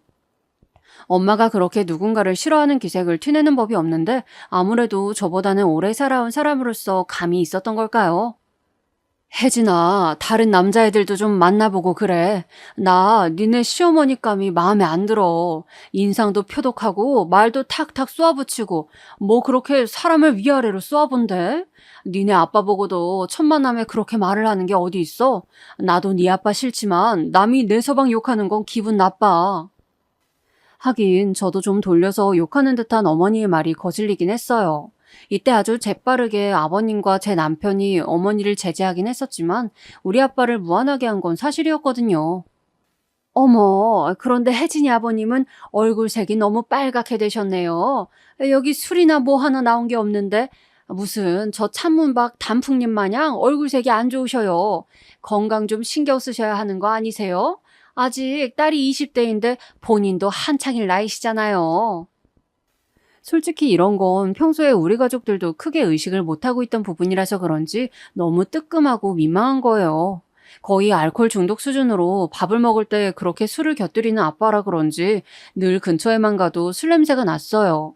그런데 맨날 같이 살며 얼굴을 보다 보니까 얼굴색이 완전히 뻘겋고 토마토색이란 생각은 못 해본 거예요. 매일같이 그 얼굴을 그대로 보면서 사니까 그럴만도 한 거 아니겠어요? 근데 대뜸 이렇게 지적을 받으니까 썩 좋은 말로 들은 것도 아니고 좀 비난하는 어투로 들려서 기분이 나빴어요. 우리 남편이 제지해서 넘어가긴 했지만 엄마는 그 후로 완전히 소심해지셨더군요. 아유, 결혼식 때나 보고 말 테니 뭐 얼마나 더 보겠어. 네 아빠는 늙음하게 왜 저렇게 사람이 약해진 건지 그 말 듣고 와서 꽤 신경을 쓰는 모양이야. 너 결혼할 때 자기도 얼굴에 화장품 좀 두드려달라고 자기 얼굴이 그렇게 빨갛냐고 하더라. 뭐 한편으론 그제서 네 아빠도 자기 상황이 좀 파악이 된 거지. 뭐랄까 우리 엄마는 결국은 늘 끝이 긍정적인 상태로 끝나요. 얼렁뚱땅 인생에게 당하면서 사는 것 같지만 그래도 늘 마무리는 좋게 생각하려고 하는 편이거든요. 그래서인지 그때 마음에 안 들어 하면서도 결국 결혼식 날 아빠를 꽃단장 해주었더라고요. 딸 결혼이라는 큰 행사 앞에 어떻게든 좋게들 생각하고 싶었나 봐요. 아유, 이러니 저러니 해도 그냥 다 좋아. 오늘은 좋은 날이야, 혜진아. 네 아빠도 평생을 엄마가 말할 때에는 귓등으로도 안 듣더니 딸내미 결혼하면서 사돈한테 그런 말도 듣고 말이야. 술 줄이겠다고 하더라고. 좋게 들어야지 뭐. 어찌 보면 덕분이랄까 우리 아빠는 이날 아주 명백하게 얼굴색과 목색이 다른 상태로 둥둥 떠다니는 모양을 하고서는 벌건 본래 피부색이 티 안 나게 한다고 아주 용을 쓰셨어요. 나중에 저와 남편이 엄마 아빠한테 인사할 때 우시느라 눈물 자국이 아주 티나게 패이긴 했지만 말이에요. 마치 피에로 마냥 얼굴이 들뜬 아빠와 함께 찍은 직계가족 사진이란 지금 봐도 웃기고 묘하게 청승맞고 슬픈 것 같아요. 나쁜 건 아닌데 그날 유독 아빠의 절 향한 마음이 진하게 느껴져서 그런 듯 하네요. 아무튼 그렇게 엄마가 썩 좋아하지 않았던 결혼을 해버린 저는 이후로도 아주 바쁘게 살았어요. 둘 다 맞벌이를 열심히 해야 할 형편이긴 했거든요. 남편은 제가 집에서 전업주부를 한다고 해도 그리고 밖에 나가서 일을 한다고 해도 불만이 없는 사람이었어요. 둘이서 이렇게 행복하게 살면 되지. 나는 집도 이 정도면 딱 적당해. 이렇게 야심이 없는 인간이라 저만 약간 애가 탔던 것 같아요. 언젠가는 애기도 낳아야 할 텐데 진짜 원룸 비슷하게 아주 작은 집을 얻어서 너무 좁았거든요. 그런데 이 집에 자주 드나드는 자가 있었으니 바로 우리 어머니였어요. 그렇게 아들을 이뻐하지도 않았다면서 왜 그렇게 시어머니 대접은 받고 싶었던 걸까요? 어느 날은 아예 대놓고 말을 하시더라고요. 나는 네가 어머니 어머니 하면서 따라다니는 게 좋더라. 네가 알다시피 나는 딸이 셋이나 있잖아. 근데 이것들은 그런 애교가 전혀 없어. 아주 망나니같이 지 아빠 닮아서 그런지 몰라도 어째 애들이 다 선머슴 같단 말이야. 며느리 하나 얻어서 이렇게 어머니 소리 듣고 사니까 너무 좋다 난. 속으로 저는 웃기고 있네라는 말이 절로 흘러나왔답니다. 제가 듣기로 어머니 본인이 그렇게 살림에도 관심이 없고 딸들이며 아들인 우리 남편도 잘 돌보지 않았다고 들었거든요. 늘 바쁘고 힘든 인생을 살았던 우리 엄마를 생각해보면 그런 엄마에 비해 꽤 이해가 안 되는 인생이 바로 우리 어머니예요. 남편한테 들어보니까 좀 가엽게 느껴질 정도였답니다. 우리 엄마?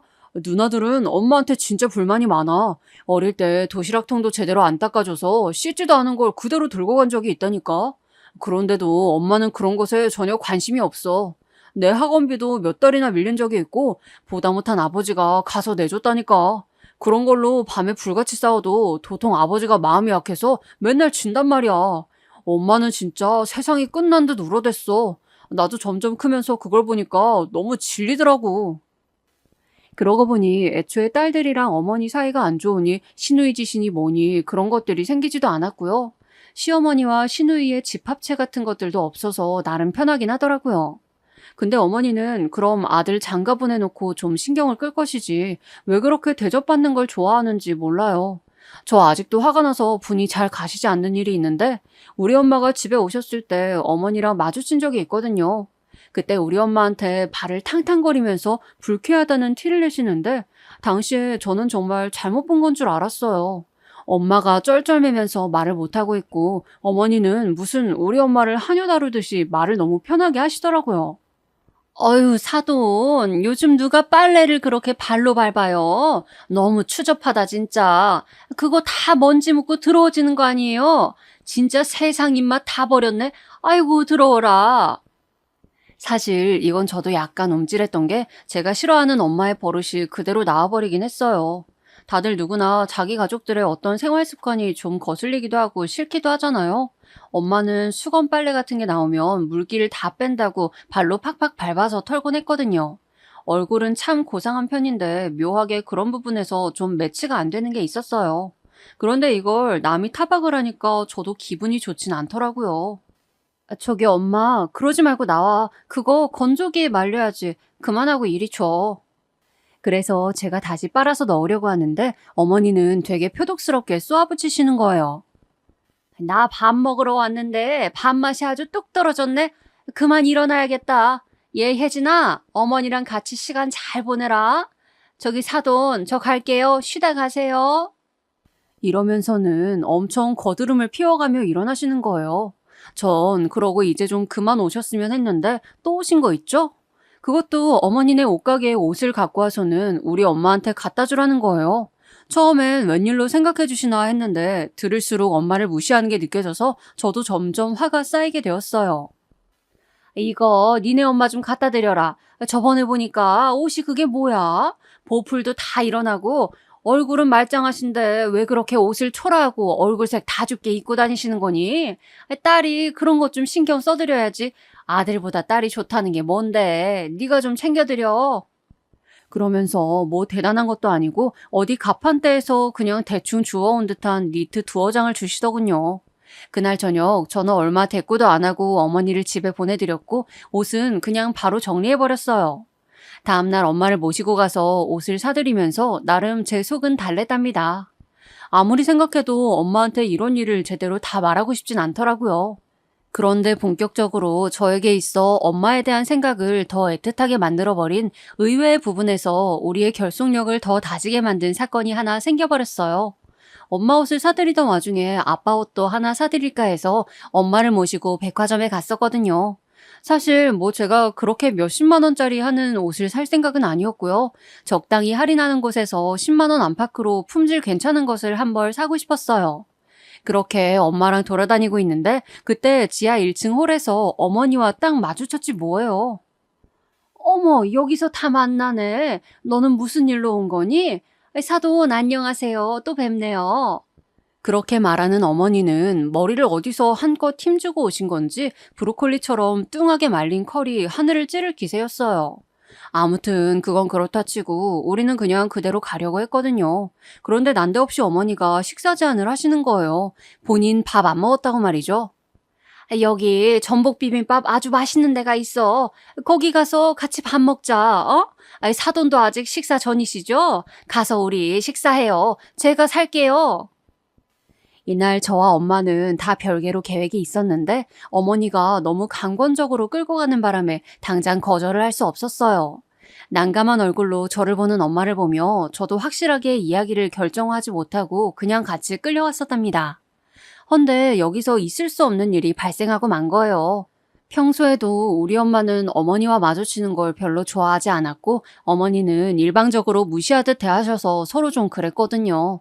그런데 굳이 이렇게 마주 앉아 밥을 먹어야겠냐고요. 단연 이것 때문만이 아니라 그냥 여러 의미에서 이날 식사를 안 했어야 했다는 후회감이 들더군요. 마주 앉은 우리 엄마에게 어머니는 서슴없이 생각나는 대로 말을 막 던졌고 그건 평소에 해대던 무신경한 말의 몇백 배는 엄마를 상처 입히게 되었거든요. 하지만 본인 딴에는 그냥 엄마를 생각해서 해준 말이라고 하고 저도 한편으로는 약간은 신경 쓰던 부분이라 크게 따질 수도 없었어요. 왜 이 얘기가 나왔냐면 같이 마주 앉아서 뜨거운 솥밥을 마주하고 있으니 각자 이걸 시키겠다고 후후 불잖아요. 그때 순간적으로 어머니가 얼굴을 확 찡그리시더니 엄마한테 직격타로 짜증을 내는 거예요. 옆 테이블 아줌마들이 고개를 획 돌려서 쳐다볼 정도로 말이죠. 아이고 사돈, 입냄새예요 뭐예요 이거? 아주 썩은 내가 나네 진짜. 밥맛 다 떨어지게 이게 뭐예요? 골이 아파 죽겠어요. 이때 반찬들을 추가로 더 서빙하려던 직원도 움찔하면서 본능적으로 우리 엄마 입 쪽을 쳐다보더라고요.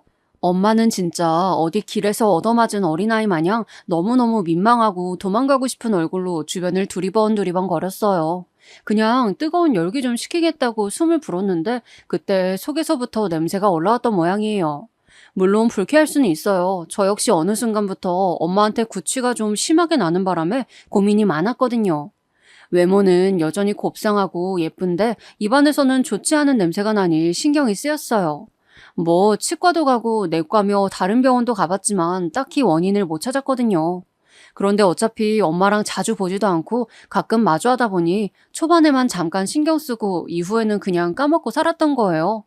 어머니는 그걸 정면으로 맞고서는 죽겠다며 막 인상을 찌푸리고 짜증을 내시는데 진짜 어쩔 줄을 모르겠더라고요. 그러면서 아무리 그래도 그렇지 그 자리에서 일어나서 계산하고 나가버리는 게 어디 있어요? 저랑 엄마 둘이 거기 멀뚱히 앉아서 어떻게 식사를 하라고요. 예, 혜진아, 나 밥맛이 완전히 박살났어. 어우, 웬일이야? 혹시 뭐 걸레라도 잘못 삼킨 거 아니죠, 사돈? 거 어디 뭐 잘못된 거 아니에요? 병원이라도 가보시든가. 아무튼 예, 나는 간다. 이건 내가 먹었다 치고 계산할게. 어우, 짜증나. 그렇게 멀뚱히 사라지면 본인이 주문한 몫은 계산을 했으니 아이고 개념 있네 해줄 줄 알았을까요? 어쩜 그렇게 면전에서 사람 무안을 주고 지 멋대로 사라져버리는 건지 오죽하면 식당 아주머니께서 어색한 얼굴로 오셔서 위로를 하시더라고요. 아이고 참 그렇네요. 그쵸? 저 여기 이거 안 드셨으니까 포장해드릴까요?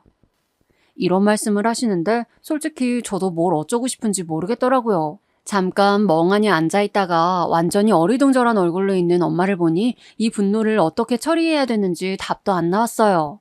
결국 식당 아줌마께 부탁드려서 포장해서 나오긴 했지만 진짜 이게 무슨 일이냐고요. 쇼핑백을 들고 나오는 내내 엄마는 말이 없으셨고 아무리 마스크를 썼다지만 잔뜩 찌푸린 얼굴로 있는 모습이 너무 안쓰러웠어요. 결국 그날 아빠 옷을 사려던 것도 그만두고 집으로 돌아갔고 한동안 엄마는 연락도 하지 않으시더군요. 제가 연락을 해도 바쁘다고 하고 엄마 속이 너무 많이 상하신 것 같았어요. 참다 못해 저는 어머니에게 전화를 걸어서 따졌는데 어머니의 반응이 진짜 아주 걸작 중에 걸작이었어요. 어머나? 얘 생사람 잡는 것 좀 봐. 아니, 어디 아프신 것 같으니까 말해드린 거지. 내 잘못이니 그게? 아니, 뭘 알려주면 그런가 보다 하고 고치면 되는 거지. 그렇게 발끈할 게 뭐가 있어. 그러니 딸이 있는데도 엄마 입내가 그렇게 심한 것도 안 고쳐주고 그냥 냅뒀지. 이걸 뭐 말이라고 하는 건지 전 넘어가지 않고 계속해서 따졌어요. 어머니, 그럼 최소한의 배려로 말이에요. 하다못해 그렇게 일어나실 거라면 적어도 좀 작게라도 말씀해 주시면 안 될까요? 동네방네 다 들으라고 크게 소리 질러버리고 나가시면 우리 엄마랑 저는 어떡하라는 거예요? 솔직히 말이 그렇잖아요. 그러고 나가버린 것도 어이가 없는데 어머니는 뭘 그렇게 바라는 게 맞냐는 투로 적반하장이더군요. 엄마는 대인기피증도 걸리신 듯 일도 잠깐 그만두고 싶다고 하시는데 진짜 여러모로 죽겠더라고요. 생각해보니 직장 동료들도 간간이 좀 싫은 기색을 했던 것 같아. 이걸 뭐 어떻게 고쳐야 할지 나도 잘 모르겠지만 진짜 어떻게 해야 되니 혜진아. 엄마 한동안 직장도 왠지 부끄러워서 나가고 싶지가 않아. 마스크 쓴다고 해도 뭔가 내키지가 않아. 어떡하지? 엄마는 잔뜩 기죽어서 어쩌지도 못하고 이 분을 삭히는 와중에 어머니는 또 전화가 와서 제 속을 건드리지 뭐예요. 엄연히 외모는 우리 엄마보다 못한 주제에 뭘 그렇게 기다렸다는 듯이 다다닥 쏟아내는 걸까요? 내가 말한 김에 한마디만 더 하려고 해. 니네 엄마 입이 너무 튀어나왔어. 나 처음에 봤을 땐 오리인 줄 알았다니까. 그런데다가 입내까지 그렇게 죽을 맛으로 나니 사람들이 좋아하겠어? 너도 말이야. 진짜 엄마 생각하면 그거 고쳐드릴 생각을 해야지. 이게 나쁜 말은 아니잖아. 내가 할 말은 해야 되는 성격이야. 다 니네 생각해서 하는 말이니까 뭐 수술을 하던 어쨌건 병원 가서 좀 알아봐. 그게 뭐니 진짜. 와, 이건 무슨 부모의 원수라도 안 할 것 같은 막말들을 마구 쏟아내는데 보통 이렇게 시어머니랑 완전 끝바닥까지 치닫게 된 경우 많은 며느리들은 인연을 끊더군요. 저는 끊기야 끊는 거고 엄마를 이렇게 상처 입힌 데다가 기다렸다는 듯이 험담을 말하는 걸 못 참겠더라고요. 제가 얼마간 말을 안 하고 그냥 넘겼던 제 가슴속 안에만 있었던 칼자루 하나가 있었어요. 솔직히 엄마의 구취에 비길 건 아니에요. 엄마의 구취란 저도 몇 번이나 엄마랑 해결해 보려고 했지만 잘 안 됐고 그래서 엄마 본인도 속상해했던 것이고요. 우리 어머니에게 제가 겨눌 칼자루는 이거랑 비교도 할 수 없는 성질의 것이었어요. 이걸 저는 참고 벼르고 있다가 얼마 안 되어 아버님 생신 때 풀게 되었습니다. 그 여파는 가히 엄청났고 저는 며칠 밤을 자다 깨서 화병에 이를 갈았던 그 분을 겨우 풀 수 있었어요. 그리고 이때 아버님 생신도 할까 말까 고민하던 차에 어머니는 계속 너무 노골적으로 하기 싫어하더군요. 아휴, 남들 다 먹는 나이 뭘 그렇게 생신밥을 먹어야겠다고 난리야. 그냥 나가서 한 끼 하면 되잖아. 나는 못 차려. 나는 아무것도 안 할 거야. 당신은 뭐 내 생일 때 미역국 한번 끓인 적이 있어? 이 나이 되면 더 이상 서방 밥 차리고 뭐고 아무것도 하기 싫은 법이야. 알아서 하던지 아니면 자식들한테 챙김받던지 해요. 이렇게 밀어버리는 어머니의 모습을 남편과 신우들은 좋지 않게 보고 있었고 어영부영 그냥 자식들 다 같이 준비하는 식으로 하게 되었어요. 그리고 장소가 마땅히 없으니 시댁에서 하려던 걸 그마저도 집 치워야 된다고 계속 툴툴거리시니 우리 집에서 하게 되었답니다. 집도 작고 좁아 죽겠는데 아버님 생신까지 여기서 하자고 하니까 저도 보통 짜증이 나는 게 아니었어요. 그래도 별 수 없으니까 집 치우고 이것저것 배달 음식이랑 준비해서 상을 차리긴 했어요. 남편은 저한테 고마워했고 신우들도 고생했다며 몇 마디들 하더라고요. 그런 와중에도 어머니는 여전히 마음에 안 든다는 투로 입이 비중 나와 있으시길래 저는 어머니에게 오셨나는 인사 대신 다른 말을 건넸어요. 이 말에 현관에서 들어오시던 어머니를 비롯하여 주방에 들어와 있던 신우들, 그리고 소파에 막 앉기 시작한 아버님까지 황당한 눈으로 절 보시더군요. 저기 어머니한테 냄새 나는 것 같은데요? 알고 계세요? 제 말을 듣자마자 언제나 찡그리느라 익숙한 그 이마를 확 찌푸리며 어머니는 반격하시더군요. 얘 좀 봐. 냄새는 무슨 냄새가 난다고 그래? 미쳤나봐 얘가. 어머니는 무안했던지 킁킁거리면서 저에게 엄청 짜증스럽게 말을 아주 세게 하시는 거예요. 전 아랑곳 않고 며칠 전부터 쭉 생각해왔던 그 말, 벼르고 별렀던 그 말을 꺼냈어요. 냄새 나는데요? 어머니는 모르시나 봐요? 썩은 내가 진동을 하는데 좀 관리 좀 하시지 그러셨어요. 이 말에 신우이랑 남편도 좀 어이가 없었는지 엄마한테 무슨 냄새가 나는 거냐며 킁킁대면서 곁으로 오더라고요. 어머니는 째지는 소리를 버럭 질렀고요. 야, 내가 네 엄만 줄 알아? 어디서 생트집이야? 이거 아주 웃기네. 얘 말이야, 내가 지난번에 지 엄마 입내 난다고 뭐라고 했다고. 이렇게 말하는 와중에 저는 제깍 어머니의 입을 막아버렸어요. 딱히 제 힘으로 굳이 막지 않아도 알아서 막아질 수밖에 없는 것을 슬그머니 어머니에게 건넸거든요. 사실 이때 저도 속으론 엄청 떨면서 진짜 이래도 되긴 하는 건가, 내가 괜히 억하심정으로 한 집안 전체를 다 태우는 거 아닌가 싶어 조마조마했었어요. 근데 몇 번을 생각해도 어머니 하는 모양새를 보니 저도 이 집안을 진짜 생각한다면 할 말은 해야겠더라고요. 고칠 건 고쳐야 하지 않겠냐고요. 제가 어디서 무슨 냄새 난다고 아직 말도 안 했는데 뭘 그렇게 당당하게 안 난다고 우기세요? 이거요, 이거 보시라고요. 불륜 냄새가 더럽게 퍼지는데 모르시나 보네. 입내랑은 비교도 안 되는 더러워 죽겠는 불륜녀 냄새 모르세요? 이거 어머니 맞잖아요. 아니에요? 저는 사진 한 장을 쓱 던지듯 건넸어요. 인화하면서도 이거 참 민망하다고 생각했던 아주 남사스러운 사진을 말이에요. 이 사진은 이 일이 있기 한 몇 달 전쯤 결혼 전부터 친했던 직장 동료들과 역 근처 호프집에 갔을 때 찍어둔 거예요. 그때 찍을까 말까 엄청 고민하면서 찍었는데 이렇게 쓰게 될 날이 올 줄은 몰랐어요. 그냥 나만 알고 말지 이걸 찍어서 뭐하냐는 생각이 들었거든요. 그때가 금요일 밤인가였는데 글쎄 거기서 어디 귀퉁이 자리에 우리 어머니가 웬 남자분이랑 같이 있었지 뭐예요. 전 솔직히 우리 어머니인 줄도 처음엔 몰랐어요. 불빛 아래서 밖에서 보니까 얼른 알아보기는 힘들었죠. 이상한 낌새를 느껴서 알아보게 된 것도 제가 시초가 아니라 저랑 같이 있던 직장 동료들이 하는 말을 듣고 놀래서 쳐다봤었어요. 있잖아, 우리 저 뒤쪽에 앉은 아줌마 아저씨 말이야. 불륜인가 봐. 동료들끼리 이런 말을 하고 있었을 때 저는 남편에게 밤늦게 치킨을 사가느니 많이 카톡을 하고 있어서 처음엔 잘 몰랐어요. 그래서 그냥 무심결에 그걸 어찌하냐고 대꾸했거든요.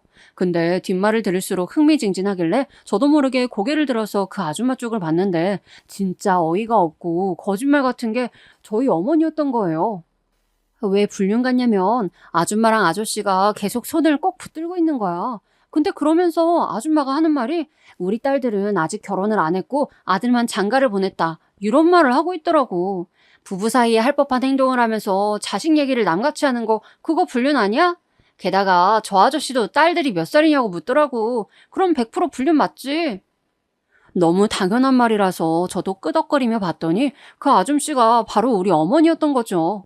진짜 그 순간 제가 느꼈던 충격을 웬만한 사람들은 상상이나 할 수 있을까요?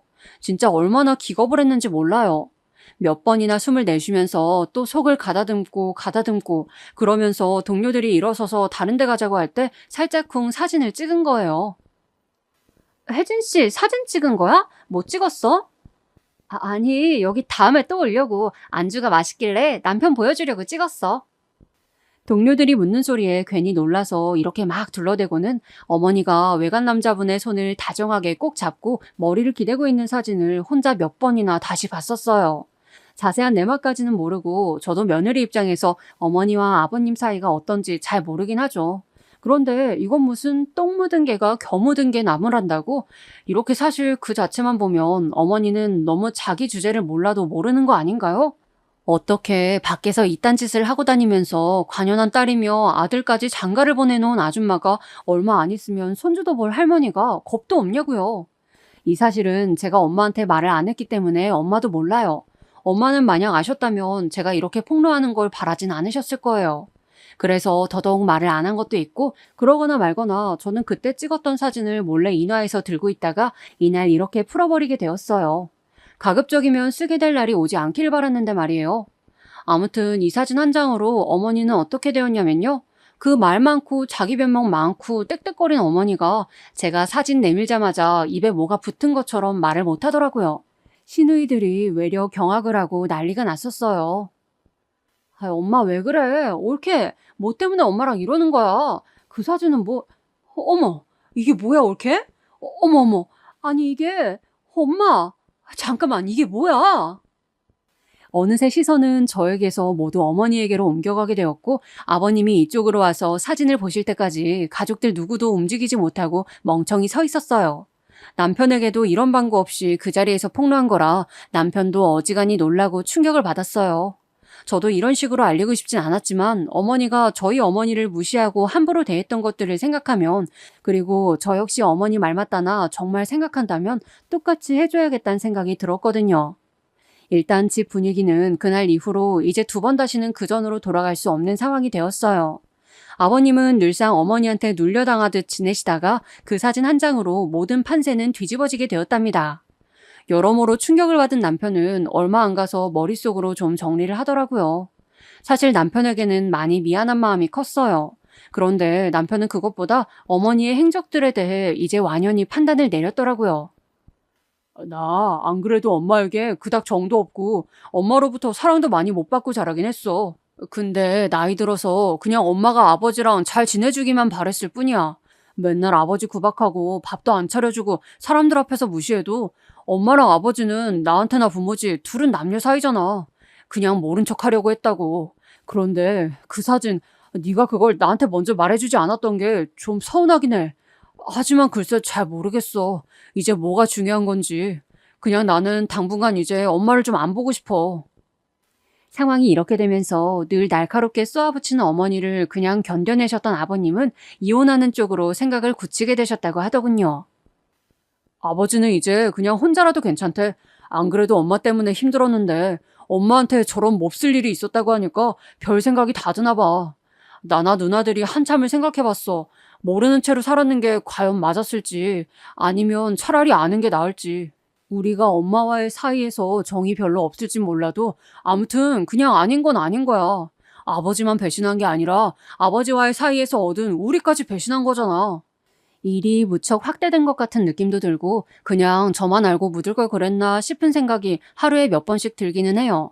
하지만 남편이나 남편을 통해 전해온 아버님이나 시누이들의 생각을 들어보니 아예 틀린 일을 한 것 같진 않네요. 대강 듣기로 어머니는 본인 외가에 가 있다는 말을 듣긴 했어요. 제 쪽으로 연락 온 것은 한 통도 없고 다만 엄마는 왜 그렇게까지 했냐고 하시긴 합니다. 괜히 네가 가운데서 분란 일으킨 셈이 될까봐, 화살이 너한테로 올까봐 엄만 걱정이야. 그냥 너만 알고 말지 그랬어? 지금 니네 어머니는 널 얼마나 원망하고 있겠냐. 아휴, 이게 다 무슨 일이람? 엄마의 말을 들을 때 저도 약간 흔들리긴 하지만 여러모로 확고한 시댁 식구들의 반응을 보며 그냥 어찌되었건 이래저래 잘 지나가길 바랄 뿐이에요. 별 수가 없잖아요. 저나 시댁 식구들이 느꼈던 충격만큼 어머니가 각성하시면서 사시길 바라는 수밖에요. 아마 제가 엄한 집에 초를 쳤다고 생각하시는 분들도 없진 않으실 것 같은데 그런 반응까지 겸허히 받아들일 생각입니다. 적어도 제가 한 행동에 후회는 없거든요.